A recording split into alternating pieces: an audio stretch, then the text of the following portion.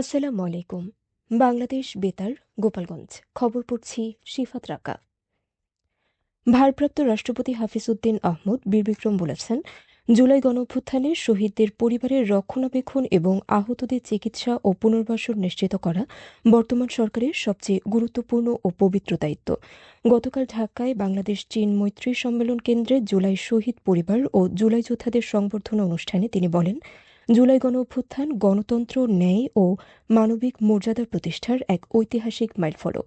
শহীদদের আত্মত্যাগ ও আহতদের অবদান জাতি চিরদিন স্মরণ রাখবে। তিনি বলেন, জুলাই যোদ্ধাদের প্রাপ্য সম্মান নিশ্চিত করতে সরকার সর্বোচ্চ চেষ্টা করবে।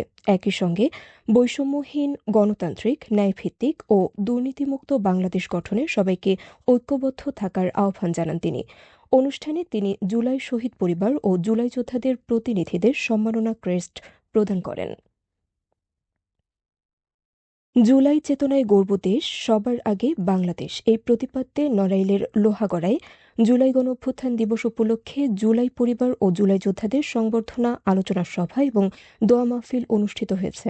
গতকাল উপজেলা প্রশাসনের আয়োজনে উপজেলা পরিষদ মিলনায়তনে অনুষ্ঠিত সভায় প্রধান অতিথি ছিলেন নড়াইল ২ আসনের সংসদ সদস্য আতাউর রহমান বাচ্চু। অনুষ্ঠানে উপজেলা নির্বাহী কর্মকর্তা এস এম মোস্তাফিজুর রহমানের সভাপতিত্বে স্থানীয় প্রশাসন, রাজনৈতিক নেতৃবৃন্দ ও জুলাই যোদ্ধারা বক্তব্য দেন। এর আগে শহীদ পরিবার ও জুলাই যোদ্ধাদের ফুল দিয়ে বরণ করে নেন অতিথিরা। এদিকে মাদারীপুরে জুলাই চেতনায় গর্ব দেশ, সবার আগে বাংলাদেশ, এই প্রতিপাদ্যকে সামনে রেখে জুলাই গণঅভ্যুত্থান দিবস উপলক্ষে নানা কর্মসূচি পালিত হয়েছে। গতকাল জুলাই স্মৃতিস্তম্ভে শহীদদের প্রতি শ্রদ্ধা নিবেদন করা হয়। পরে জেলা শিল্পকলা একাডেমিতে জেলা প্রশাসনের উদ্যোগে আলোচনা সভা, জুলাই শহীদ পরিবার ও আহতদের সংবর্ধনা এবং পুরস্কার বিতরণ অনুষ্ঠিত হয়। অনুষ্ঠানে প্রধান অতিথি ছিলেন মাদারীপুর ২ আসনের সংসদ সদস্য জাহানদার আলী মিয়া।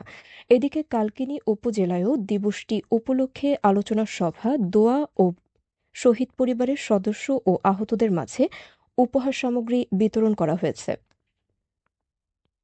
জুলাই অভ্যুত্থান দিবস ২০২৬ উপলক্ষে গোপালগঞ্জের টুঙ্গিপাড়ায় উপজেলা প্রশাসনের উদ্যোগে রচনা, আবৃত্তি ও চিত্রাঙ্কন প্রতিযোগিতা অনুষ্ঠিত হয়েছে। গতকাল উপজেলা পরিষদ সম্মেলন কক্ষে অনুষ্ঠিত এই আয়োজনে বিভিন্ন শিক্ষা প্রতিষ্ঠানের শিক্ষার্থীরা অংশ নেয়। প্রতিযোগিতার মাধ্যমে তারা জুলাই গণঅভ্যুত্থানের ইতিহাস, দেশপ্রেম ও গণতান্ত্রিক চেতনা সৃজনশীলভাবে উপস্থাপন করে।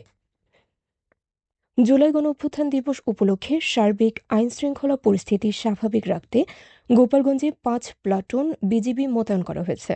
জেলা প্রশাসক মোহাম্মদ আরিফুজ্জামান জানান, গত মঙ্গলবার বিকেল থেকেই শহরের গুরুত্বপূর্ণ এলাকায় বিজিবি টহল শুরু করেছে।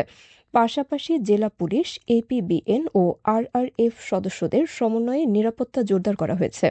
গুরুত্বপূর্ণ সড়ক, সরকারি স্থাপনা ও জনসমাগম স্থলে অতিরিক্ত পুলিশ মোতায়েনের পাশাপাশি গোয়েন্দা নজরদারি ও টহল কার্যক্রমও বাড়ানো হয়েছে।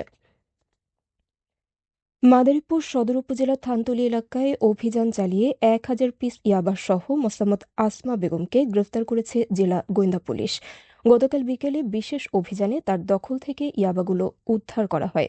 জেলা পুলিশ জানিয়েছে, উদ্ধার হওয়া ইয়াবা জব্দ করা হয়েছে এবং গ্রেফতার ব্যক্তির বিরুদ্ধে মাদকদ্রব্য নিয়ন্ত্রণ আইনে মামলা দায়ের প্রক্রিয়াধীন রয়েছে।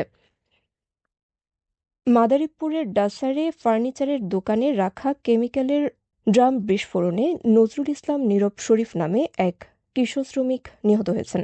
এ ঘটনায় দোকান মালিক রবিউল আহত হয়েছেন। গতকাল উপজেলার কাঠেরপুল এলাকায় এ দুর্ঘটনা ঘটে।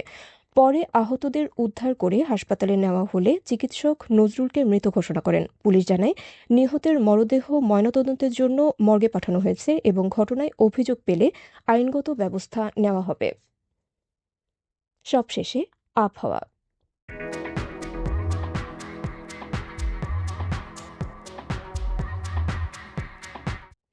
আজ বেলা ১টা পর্যন্ত দেশের অভ্যন্তরীণ নদীবন্দরসমূহের জন্য আবহাওয়ার পূর্বাভাসে বলা হয়েছে, খুলনা, বরিশাল, পটুয়াখালী, নোয়াখালী, চট্টগ্রাম এবং কক্সবাজার অঞ্চলসমূহের উপর দিয়ে দক্ষিণ অথবা দক্ষিণ পূর্ব দিক থেকে ঘন্টায় ৪৫ থেকে ৬০ কিলোমিটার বেগে অস্থায়ীভাবে দমকা অথবা ঝোড়ো হাওয়া সহ বৃষ্টি অথবা বজ্রবৃষ্টি হতে পারে। এসব এলাকার নৌবন্দরসমূহকে ১ নম্বর সতর্কতা সংকেত দেখাতে বলা হয়েছে। খবর শেষ হলো। আমাদের পরবর্তী খবর প্রচারিত হবে আগামীকাল সকাল ৮টা বেজে ৩০ মিনিটে বাংলায়।